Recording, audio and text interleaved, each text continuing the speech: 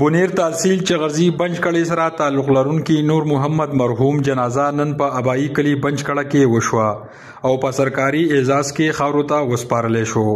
مرحوم نور محمد په کراچی رینجرز کې خپل ډیوټي کوله او په ټریفک حادثه کې شهید شوی و.